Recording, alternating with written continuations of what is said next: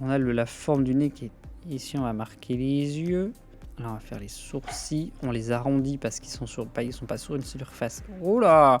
Ils sont pas sur une surface lisse, mais sur un crâne. Et un crâne, c'est pas lisse. À part celui de Jelly.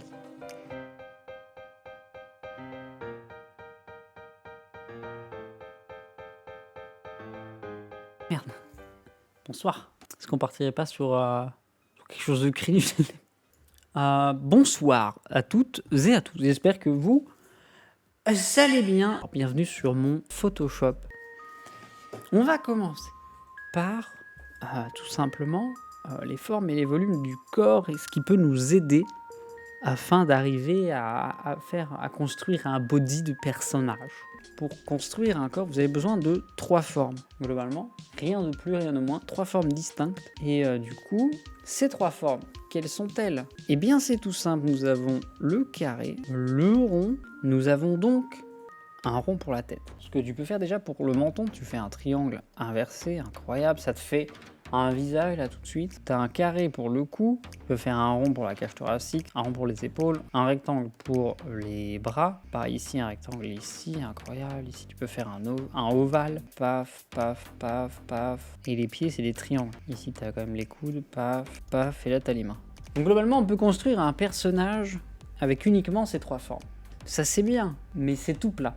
Et donc, ce que vous allez rajouter, c'est de la 3D. Et comment on rajoute de la 3D? Eh bien, on prend ces formes-là, carré, rond et triangle, la pyramide, la sphère, impossible de montrer la sphère à part comme ça, voilà. Alors, un cube, est-ce vrai?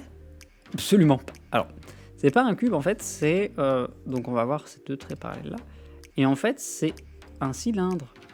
Et donc, maintenant... qu'est-ce qu'on peut construire avec ces petits éléments?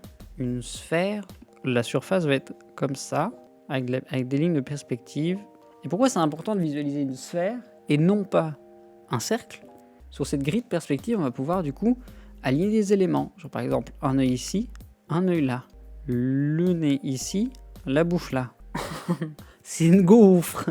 Voilà pourquoi c'est mieux la sphère que le cercle, parce que pour l'appréhension des volumes, c'est mieux. Si tu veux faire un nez, en fait, il s'agit de 2 pyramides l'une sur les autres. Donc, je vais le faire à côté en grand. Tu peux faire ça comme ça, ça, ça. Et donc, en fait, avec cette forme de pyramide, tu peux créer un nez assez facilement. Donc maintenant, comment on sait quel truc est une telle forme géométrique? Ça va beaucoup passer par l'observation, notamment. C'est ce qui va vous aider le plus. Vous n'êtes pas obligé de faire des croquis d'anatomie avec quelqu'un qui pose, vous pouvez juste regarder soit des photos sur internet, soit regarder comment les choses se passent chez vous. Et donc en fait le truc c'est d'observer pour comprendre comment les choses fonctionnent. Et ça c'est un truc qui est important. Et donc au-delà de prendre juste des images de gens qui posent sur internet, un truc qui est intéressant aussi pour son style graphique c'est de trouver des références. Et les références graphiques c'est des gens qui font des dessins que vous appréciez. Et du coup, au lieu de faire « Ah, c'est cool », vous allez faire un petit truc en plus, c'est essayer de comprendre comment une personne fait quelque chose, voir comment les mains sont stylisées, etc. pour arriver à trouver l'information et le petit détail qui va vous plaire et que vous allez vouloir rajouter à ce que vous savez déjà faire en fait.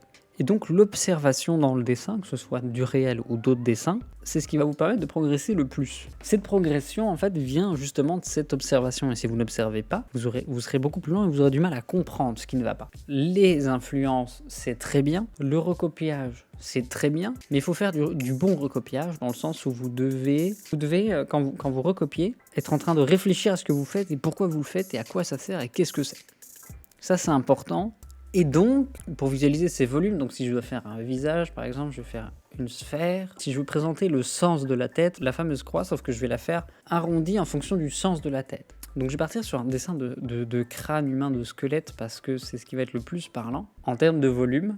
Donc ici, tout ce qu'on sait, c'est qu'il y a le nez qui est en relief comme ça. Ici, on sait qu'on a une sphère ici comme ça, avec les dents. Voilà. Et ici, on a la mâchoire avec ici du coup les orbites et les arcades sourcilières. LOL, il a 10 bits, putain c'est trop drôle, les streams de Gaza, incroyable. Donc comme ça, comme vous pouvez le voir déjà, premièrement, je n'ai pas utilisé mes lignes en mode ça c'est ma ligne de yeux et ça c'est ma ligne de machin.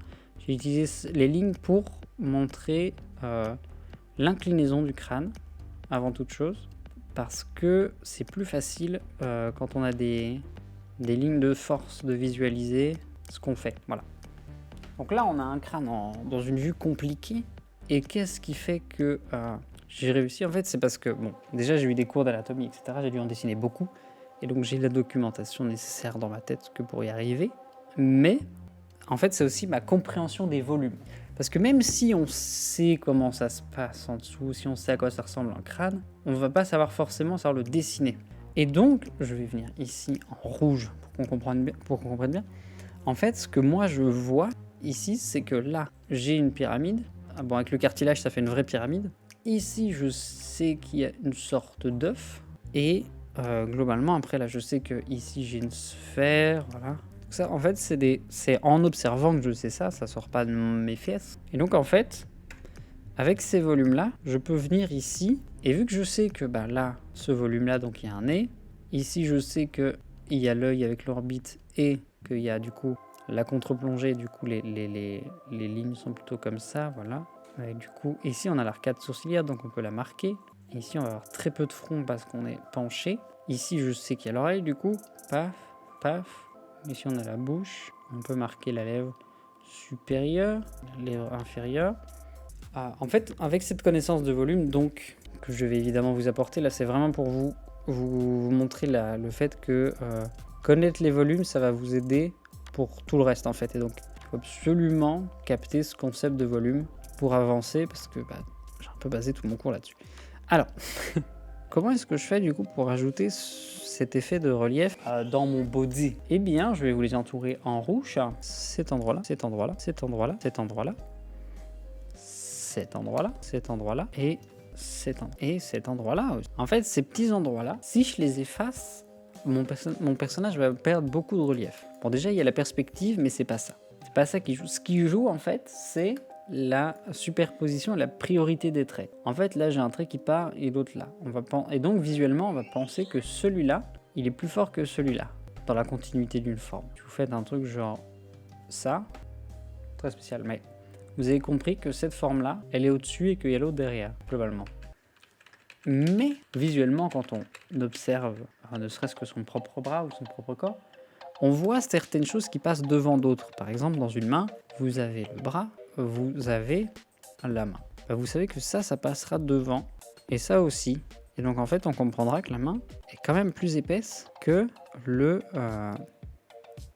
Quand vous regardez ma main, vous voyez là qu'elle passe. Est-ce que j'ai un feutre, moi? Pour ces deux, j'ai un feutre. En fait, quand vous regardez ma main, je vais mettre en rouge... Quand vous regardez ma main, vous voyez que cette partie-là en rouge, elle est au-dessus du reste de mon avant-bras. Vous voyez bien qu'il y a un relief. Même de profil, il y a un relief. Et pareil dans ma main, vous savez que la partie qui est là, elle est dans un creux. Et donc en fait, tous ces petits reliefs-là, en fait, vous pourrez les marquer, par exemple même avec le creux du coude. En fait, je pourrais faire, sur mon dessin, marquer ça comme ça. Avec le biceps qui passe, parce que là c'est un creux. Et donc en fait ça c'est purement du gribouillage sur le corps déjà, mais c'est aussi la compréhension des volumes en fait. En fait donc là vous vous rendez compte que ici, là, le rectangle au-dessus du triangle est inversé. Bon. Et en fait ça vous allez pouvoir le montrer justement avec ces petits trucs là de perspective. Par exemple vous savez que ce pectoral là, vu qu'on a en perspective, ce pectoral là il est plus proche de nous, donc si on doit vraiment exagérer, ici il va passer au-dessus de celui-là. Et donc ça va créer ce genre de forme. Nous avons Philippe qui pose pour nous.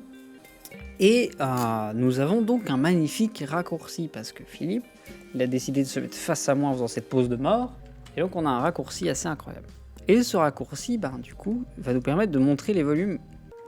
Ici, on a le mollet, donc je vais le repasser pour qu'on voit bien. Et en fait, ici, du coup, on a déjà une partie du mollet avec un muscle qui repasse. Et là, je vais sortir un mot savant, vous savez pas en revenir. La fausse poplité. C'est le creux du genou, ça s'appelle la fausse poplité. Sachez-le. Avec ici, du coup, la rotule qui fait un truc plutôt comme ça. Ici, donc, on a l'autre cuisse qui passe. Et en fait, on a donc ce volume-ci, par exemple, tac, tac, tac, tac, tac, tac, tac, tac. Et pareil tout du long, en fait. On a cet arc de cercle en permanence qui revient. C'est pas un arc de cercle, c'est un cercle total. Et en fait, il revient tout du long. Voilà. Pareil ici. Tac, tac, tac, tac, tac, tac, tac, tac, tac, tac. Voilà. Et en fait, c'est ce volume-là qui va être intéressant parce que ici, il y a certes les malléoles qui passent par-dessus. Et ici, il y a la cheville du coup qui est là aussi. Et après, là, du coup, on a la silhouette du pied qui est comme ça. Avec du coup le talon. Et ça, on sait que c'est un creux parce qu'on l'a observé. Voilà. Et en fait, ici, on a cette pyramide qui revient jusque là. En fait, c'est le haut de la malléole. Normalement, ça fait un truc comme ça. Voilà. Et en fait, on a cette pyramide qui vient jusqu'ici comme ça. Voilà. Enfin bref, du coup, en fait, les raccourcis, en fait, je voulais vous montrer celui-là, pas pour flex parce que je m'en fous le mal. Mais pour vous montrer qu'en fait, c'est vraiment ces cylindres-là quoi, qui vont venir modeler le corps. Et parce que même dans les dessins qui peuvent paraître du coup compliqués ou les dessins d'après nature, il y a quand même ces formes qui reviennent, quoi qu'il arrive. Donc voilà, c'était Philippe. Merci Philippe. Et du coup, voilà pourquoi ces 3 formes-là sont si importantes. C'est parce que ça va vous permettre de faire tout ce que vous voulez.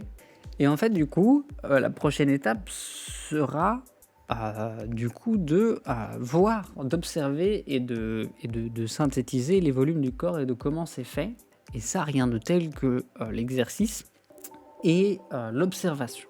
Alors, je ne vais pas vous faire des exercices maintenant, mais ce que je vous propose, c'est de prendre des photos de gens qui posent sur l'internet, de mon côté, de vous faire ce petit pack de photos sur le cours, dans le channel cours de dessin. Et ceux qui sont intéressés, ce que vous faites, c'est que vous avez comme ça, paf, la photo avec la personne qui pose. Et vous, sur votre page, vous essayez de refaire, mais uniquement avec ces formes-là. I click sur the fin. I said it to you, goodbye and good night. Bref, je vais le faire en français. Merci beaucoup à tous ceux qui étaient là. Merci à vous les chouettes. C'était super sympa. C'était évidemment un test qu'on évidemment refera avec plaisir. Et on va se quitter là-dessus les chouettes. Des bisous les loulous. Bonne nuit, bonne fin de journée. Au revoir.